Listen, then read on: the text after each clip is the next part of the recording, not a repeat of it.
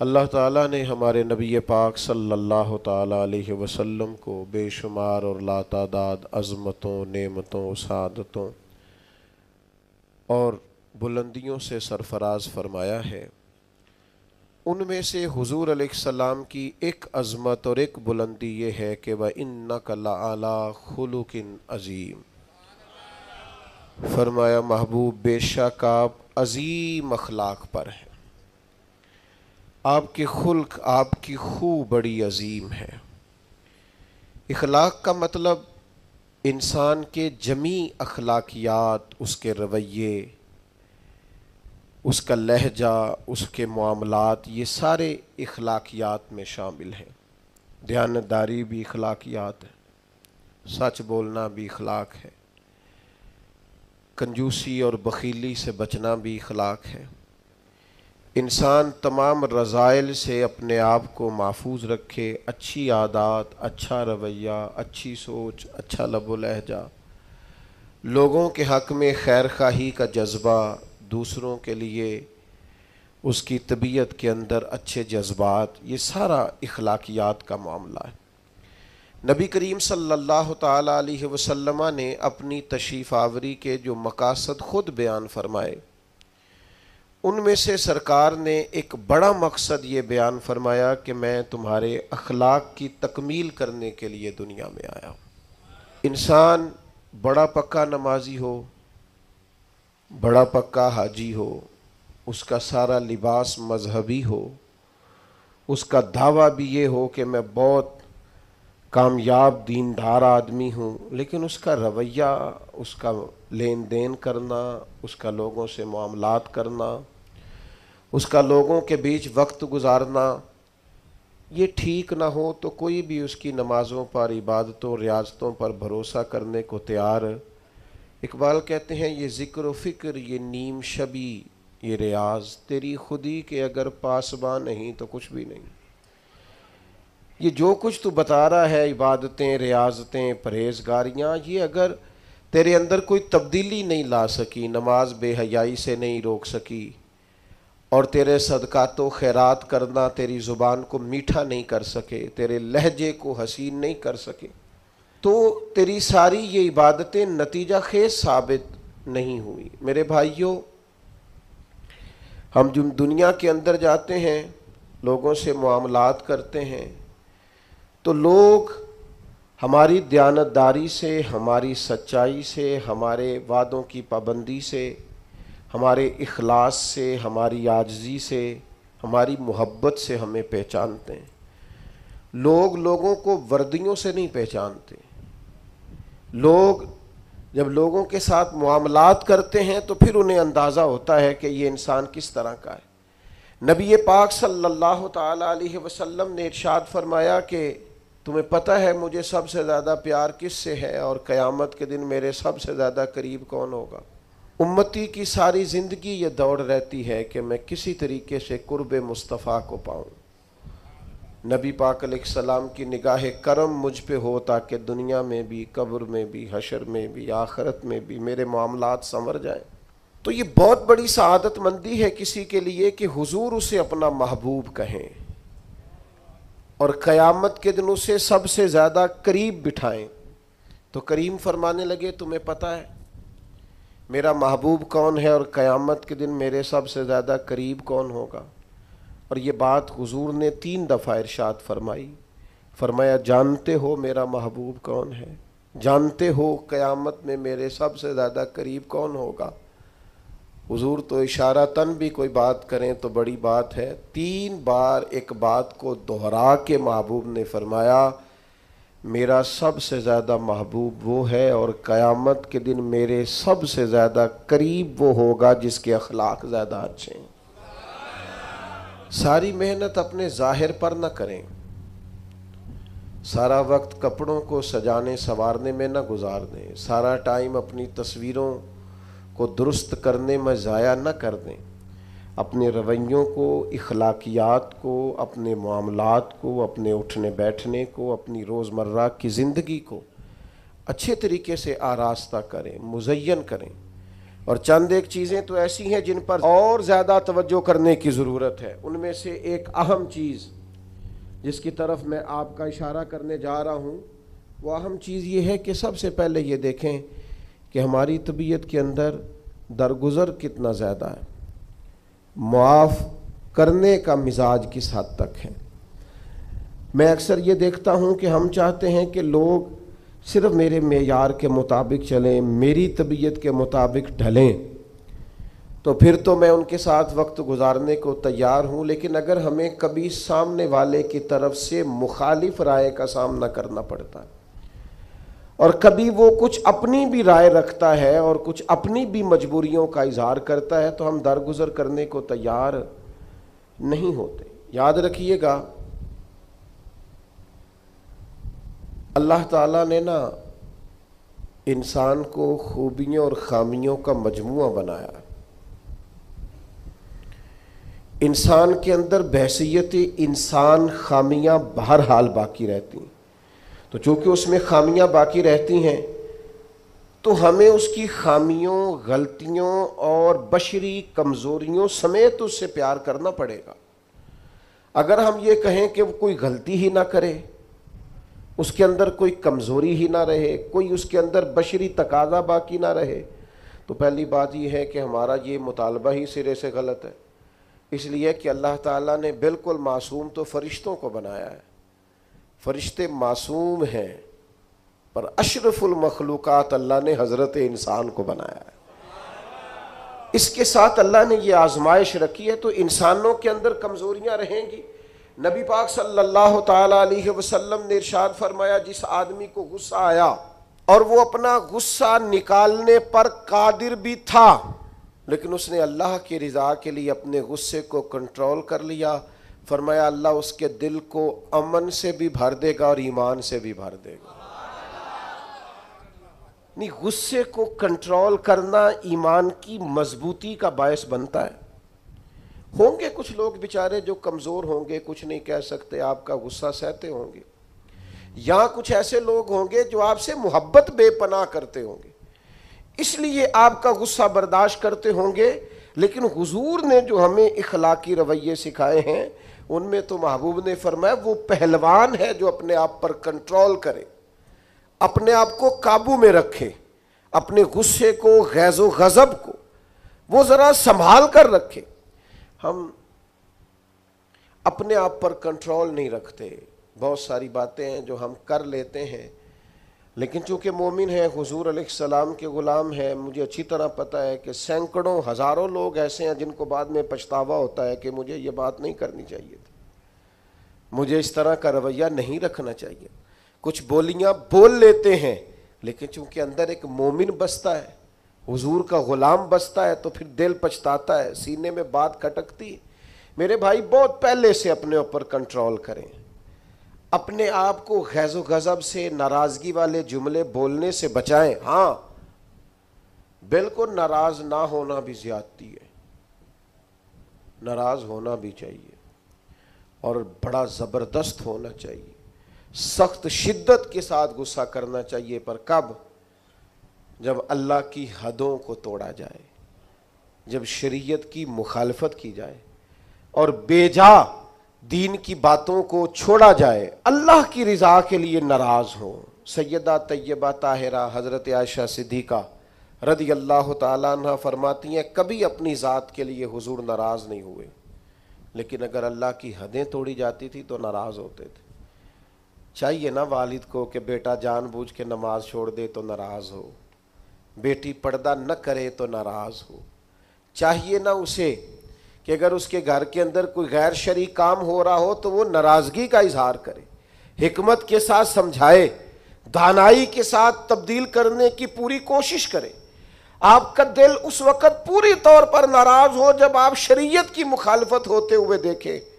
10,000 گم ہونے پر تو جس کا دل پریشان ہوتا ہے، لیکن نماز ظہر قضا ہونے پر جسے کوئی اثر نہیں ہوتا، جو چند منٹ، آدھا گھنٹہ، پونا گھنٹہ نوکری سے لیٹ ہو تو احساس پیدا ہوتا ہے، لیکن کئی دن بیت گئے، فجر نہیں پڑی، کتنے دن گزر گئے، سویرے اللہ کی بارگاہ میں نہیں اٹھا، توجہ نہیں ہوتی. دو حدیثیں اکٹھی عرض کرنے لگا ہوں، آپ نے ان دونوں روایات پر غور کرنا ہے. ایک قاضی اجاز رحمۃ اللہ علیہ نے شفا شریف میں لکھی اور ایک امام احمد بن حنبل نے اپنی مسند میں نقل فرمائی.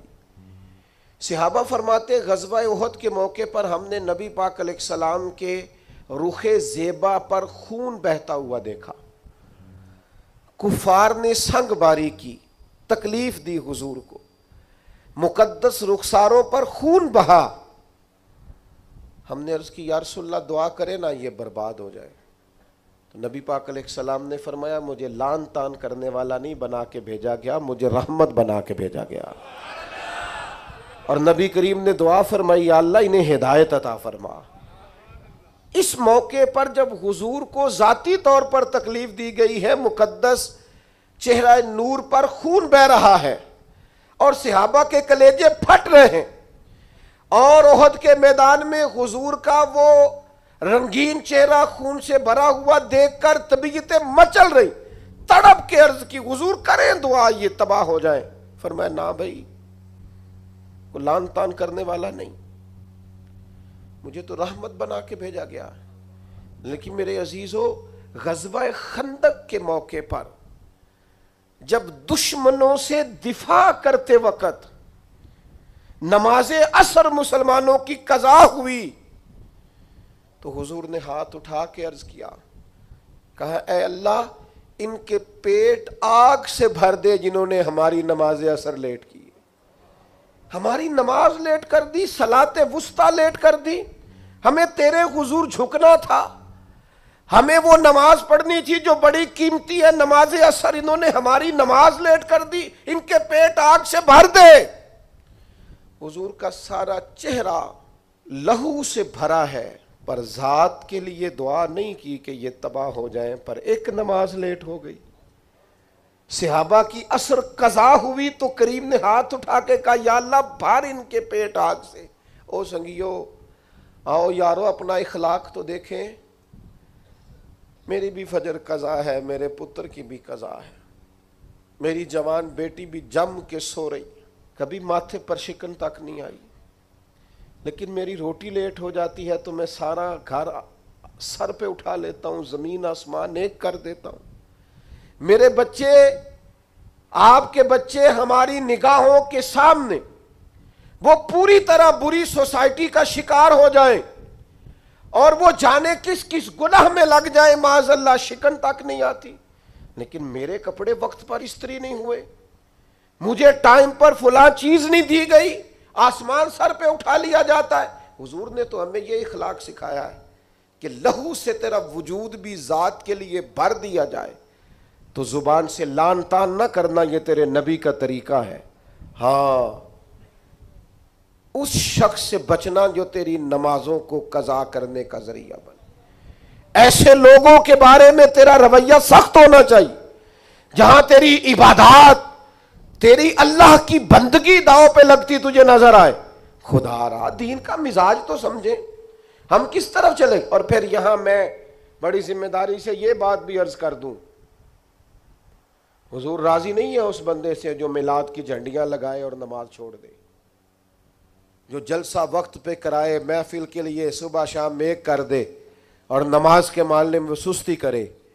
ایسے ہی جان بوجھ کر اگر بلی کو دیکھ کر کبوتر آنکھیں بند کرے گا تو اس کا معنی کیا ہے؟ آپ کے چھپ جانے سے اور ذرا کسی برکت والی چیز کے پیچھے چھپنے سے شریعت کا حکم بدل جائے گا، اصل چیز تبدیل کر دی جائے گی. حقیقتیں رہتی ہیں، حقیقت چھپ نہیں سکتی بناوٹ کے اصولوں سے، اور خوشبو آ نہیں سکتی کبھی کاغذ کے پھولوں سے. شریعت کا حلال حلال رہے گا اور حرام حرام رہے گا.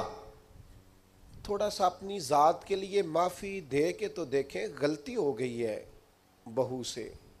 اس کے ابا جی نے پنچایت میں آ کے پگڑی کھول کے تیرے پیروں کے سامنے رکھ تو دی تھی،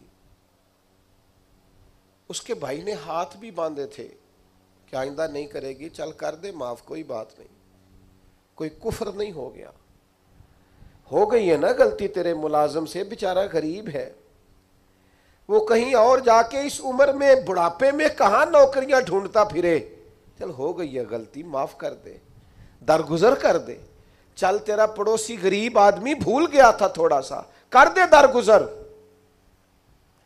لیکن ہم اس معاشرے اور سوسائٹی میں رہتے ہیں جہاں ہر وقت جج بنے رہنے کا شوق ہے لوگوں, فیصلے کرنا اور مطلق العنان بن کے کرنا, اور بس جی بس میں نے کہہ دیا ہے, اب دوبارہ سے میں کسی کی بات نہیں سنتا. آپ مجھ سے ناراض نہ ہو دیں تو یہاں تو مسجد کی کمیٹی کا صدر کسی سے کنٹرول نہیں ہوتا, سارا کچھ بگڑتا ہے تو بگڑ جائے الا ماشاء اللہ. لیکن ہمارا مزاج ہے, ماں بدولت نے جو کہہ دیا وہ ہو کے رہے گا. پتھر برسانے والے, تکلیفیں دینے والے, اذیتیں دینے والے حضور کے سامنے گردنیں جھکائے کھڑے تھے. بتاؤ بھائی تمہارے ساتھ کیا سلوک کروں, فتح مکہ کے دن اعلان ہو رہا ہے. انہوں نے پتہ کیا کہا, انہوں نے میرے محبوب کے عظمتوں والے باب کا ذکر چھیڑ دیا. کہنے لگے آپ بھی بڑے ہی کریم ہیں, اور آپ کے والد عبداللہ بھی بڑے ہی کریم تھے, بڑے کریم باپ کے بیٹے ہیں آپ, وہ بڑے کریم تھے. نبی پاک علیہ السلام نے فرمایا اگر تم نے یہ کہا ہے تو جاؤ, پھر تم پر کوئی بدلہ نہیں, تمہارے ساتھ وہی سلوک کرنا ہے جو جناب یوسف نے مصر آئے ہوئے بھائیوں کے ساتھ کیا تھا. انہوں نے کنویں میں پھینکا تھا اور جناب یوسف نے سینے سے لگا لیا تھا. لہذا تمہارے ساتھ وہی کچھ کرنا ہے. وہ لوگ, حضور نے انہیں معاف کر دیا. میں اگر ایک جملہ کہوں تو شاید آپ کو اچھا لگے اور آپ کہیں کہ یہ جملہ کوئی کسی اچھے ادیب نے اور کسی اچھے دانشور نے بڑی اچھائی سے کہا ہے. حضور نے انہیں معاف کر کے رہا کر دیا, پر وہ قیامت تک کے لیے میرے نبی کی زلف کے قیدی بن گئے. فرمایا جاؤ نا جاؤ, میں نے تمہیں رہا کیا. نبی پاک علیہ الصلوۃ والسلام نے انہیں رہائی دی اور انہوں نے بلند آواز سے کلمے پڑھنے شروع کر دیے. وہ سارے حضور کی زلف نازنی کے غلام ہو گئے. معاف کر کے کسی کو غلام بنایا جا سکتا ہے, بدلہ لے کر غلامیاں نہیں ہوتی, محبتیں پروان نہیں چڑھا کرتی. لیکن وہ ہماری طبیعت ہے نا, مزاج ہے. ایک تو معاف کریں. دوسری بات, ہمارے جو ماتحت لوگ ہیں نا, ماتحت, ان کے بارے میں اپنا رویہ ٹھیک کریں. جن لوگوں کو اللہ تعالیٰ نے پیسے دیے ہیں نا, یا مالک نے انہیں کوئی عہدہ دے دیا ہے, یا ان کے پاس کوئی 10 20 50 200 لوگ کام کرتے ہیں,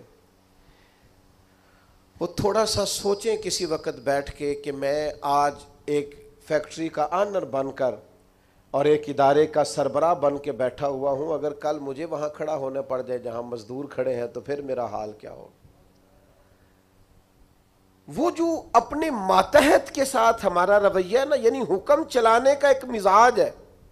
میں ایک دفعہ ایک بڑی محفل نعت میں مہمان خصوصی بنا لیا گیا, تو میں نیچے اتر رہا تھا تو کوئی صاحب تھے اس محفل میں جو کسی خاص نشست پر وہ بھی بٹھائے گئے تھے, اور میرے ساتھ وہ باتیں بھی کر رہے تھے. باتیں کیا کرنی ہوتی ہیں, بعضوں کا زیادہ مسئلہ تو تصویروں کا ہوتا ہے, تو بھی چل رہی تھیں اور نظام چل رہا تھا آگے آگے. تو میں جب نیچے اترا تو ایک غریب آدمی میرے گلے میں پھولوں کا ہار ڈال کے کہنے لگا پیر صاحب میں بھی سینہ ملا لوں. تو ان سے سینہ جو ملا تو میرے کان میں کہنے لگے وہ جو آپ کے ساتھ کان میں ہنس ہنس کے باتیں کر رہا تھا, محفلیں بڑی بڑی کراتا ہے, اسے کو مزدوروں کا حق بھی صحیح ادا کیا کرے. آج بھی کیتی جاندے ہو تے لہو بھی پیتی جاندے ہو, کھو کے مال یتیماں دا بھیج مسیتی جاندے ہو, تسی پھٹ دلاندے سیندے نہیں, آ ٹوپیاں ہی سیپی جاندے ہو, نفس تے چھری پھیر دے نہیں تے دمبے کیتی جاندے ہو, فرض پلائی بیٹھے ہو, فرض پلائی بیٹھے ہو, فرض پلائی بیٹھے ہو, ایویں ہی نفلاں نیتی جاندے ہو, اور دسو تے سی بلے شاہ نو ایک ہی کیتی جاندے ہو. عجیب مزاج ہے. نوافل کبھی ترجیح اس طرح نہیں ہونی چاہیے کہ فرض پیچھے رہ جائے. بہرحال جس کا جو حکم ہے وہ بات وہی آنی چاہیے. اپنے ماتحت کے حق میں ایک شخص نے حضور سے پوچھ لیا, ایک صاحب نے عرض کر ہی دیا, انہوں نے بات ہی کر دی, عرض کی، یہ سنن ابو داؤد شریف میں موجود ہے، کہا یا رسول اللہ میرا ملازم بڑی غلطیاں کرتا ہے، آخر کتنا کو معاف کروں؟ کوئی حد بھی ہوتی ہے، بڑی غلطیاں، بڑی کوتاہیاں، بڑی کمزوریاں، تو اس نے گن کے معاف کرنے کے لیے، حضور کتنی بار معاف کروں؟ آخر بعض لوگ بعض باتیں جھلملا کے کرتے ہیں نا جی، حضور آخر کتنا کو معاف کروں؟ نبی کریم علیہ السلام نے گویا فرمایا اگر تو نے گن کے ہی پوچھا ہے نا تو چل اس طرح کر، ایک دن میں 70 بار تو معاف کیا کرنا۔ ایک دن میں کتنا معاف کرنا ہے؟ تجربہ تو کریں کہ کیا ہم نے کبھی 7 دفعہ بھی معاف کیا ایک دن میں؟ حضور نے فرمایا 70 دفعہ معاف کر۔ اور ایک شخص کو تو نبی کریم نے ان لفظوں سے تنبیہ فرمائی، فرمایا تیرے غلام پر جتنا تجھے حق حاصل ہے نا تیرے اختیار میں، تیرے رب کو اس سے کئی گنا بڑھ کے تیرے اوپر اختیار ہے۔ یا رسول اللہ ان کا کریں کیا؟ تو نبی پاک نے فرمایا اپنے غلاموں کو اس طرح رکھنا، یہ جو بڑی بات کرتے ہیں نا انسانی حقوق کی، وہ ملازم نو سوٹ دے رہے نے، کہ نوائیں میں کدی واری پایا ہے نوائیں، لہذا تو بھائی آپ کو بغیر جو نہیں پہنا تھا وہ دینا چاہیے تھا نا، ملازم کو نیا خرید کے دیتے نا آپ۔ یہاں تو لوگ زکوٰۃ بانٹتے ہیں اپنے ملازموں پہ، تو سیاسی زکوٰۃ بانٹتے ہیں، ہاں اس کو پیسے جو وقت کام آ جائے گا، تھوڑی تھوڑی کر کے وہاں بانٹو، جب ٹائم ملے گا تو بلا لیں گے، خو کرے حمد سے تھوڑا سا گلا بھی سن لے، گولی اگرچہ کڑوی ہے پر ہو سکتا ہے شفا ہو۔ ہر دینی کام میں بھی سیاست کرتے ہو، ذات کے لیے استعمال کرتے ہو، سنو یہ میرے نبی پاک کا اخلاق ہے۔ یا رسول اللہ غلاموں سے کس طرح گزارا کریں؟ فرمایا جس طرح کا خود کھانا اسی طرح کا انہیں بھی کھلانا، جس طرح کا خود پہننا اس طرح کا انہیں بھی پہنانا، سیاستہ میں موجود ہے۔ اور فرمایا ان کی طاقت سے بڑھ کر کبھی انہیں کام نہ بتانا۔ اور میرے محبوب کے غلاموں نے تو اس طرح عمل کیا کہ حضرت ابو ذر غفاری جیسے سردار اپنے گھر سے نکلے تو غلام ساتھ تھا، سامنے سے ایک سردار دیکھ کے حیران ہو گیا، کہنے لگا ابو ذر یہ کون ہے؟ فرمایا میرا غلام ہے۔ کہا حد ہو گئی یار، اس کے کپڑے قیمتی ہیں اور تمہارے کمزور ہیں، یہ انقلاب کیسے آیا؟ تو جناب ابو ذر غفاری فرمانے لگے یہ میرا انقلاب نہیں، یہ محمد عربی کا دیا ہوا انقلاب ہے۔ یہ کس نے ذروں کو اٹھایا اور صحرا کر دیا، یہ کس نے قطروں کو ملایا اور دریا، غالباً ایک غیر مسلم کے شعر ہیں، یہ کہتا ہے یہ کس نے قطروں کو ملایا اور دریا کر دیا، کس نے ذروں کو اٹھایا اور صحرا کر دیا، یہ کس کی حکمت نے یتیموں کو کیا در یتیم اور غلاموں کو دنیا بھر کا مولا کر دیا۔ جب حضرت بلال کو کعبے کی چھت پر اذان پڑھنے کی باری آئی تو کچھ لوگوں نے مشورہ دیا تھا کہ حضور کافر پہلے ہی مر گئے، تو حضرت بلال کو کعبے کی چھت پہ دیکھیں گے تو اور مر جائیں گے، تو یا رسول اللہ روز بلال نہیں پڑھنی ہے، اگر اجازت ہو تو کوئی اور نہ پڑھ لے، تو فرمایا نا بھائی اذان تو بلال ہی پڑھیں گے اور کعبے کی چھت پہ پڑھیں گے، اور حق انہی کا بنتا ہے، کمر اچھا ہے فلک پہ نہ ہلال اچھا ہے، تیری نظر بھی نہ ہو تو دونوں سے بلال اچھا ہے۔ نبی پاک صلی اللہ تعالی علیہ وسلم نے نا غلاموں کے ساتھ بالخصوص اچھا سلوک کرنے کا، جناب حضرت سیدہ ام سلمہ رضی اللہ تعالی عنہ بیان فرماتی ہیں کہ وہ وقت جس وقت میں حضور کا وصال ہوا اور وہ مرض جس مرض کے ساتھ ظاہراً سرکار کا وصال ظاہری ہوا، فرماتے ہیں اس وقت بھی میں نے حضور سے جو آخری جملے ظاہری طور پر سنے وہ یہی تھے کہ نماز کا خیال رکھنا اور غلاموں سے اچھا سلوک کرنا، اپنے ماتحت لوگوں کا خیال رکھنا، سخت لہجہ، آمرانہ مزاج۔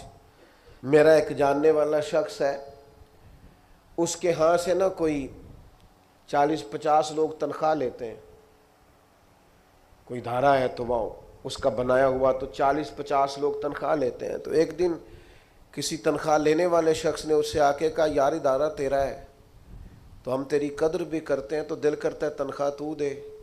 تو اس بندے نے رونا شروع کر دیا، کہنے لگا غریب ماں کا بیٹا ہوں اور کسان باپ کا بیٹا ہوں، کسی کو تنخواہ دیتے ڈر بڑا لگتا ہے. یہ تو اللہ نے ڈیوٹی لگا دی، ڈر لگتا ہے. اگرچہ میرے سائنوں سے جاتی ہے، میری اطلاع سے جاتی ہے، پر مجھے ڈر آتا ہے، مجھے خوف آتا ہے. میں اور کسی کو تنخواہ دوں، میں نہ توبہ، مجھے خوف آتا ہے. یہ باہر ہی کوئی اور ہی کرے، میرے والا کام. اپنے اندر احساس پیدا کرو، یار 4 لوگ ہمارے ماتحت ہوتے ہیں، آپ یقین کریں خون خوش کیا ہوتا ہے بعض لوگوں نے اپنے ملازمین. ایک چھوٹی سی بات اور عرض کروں،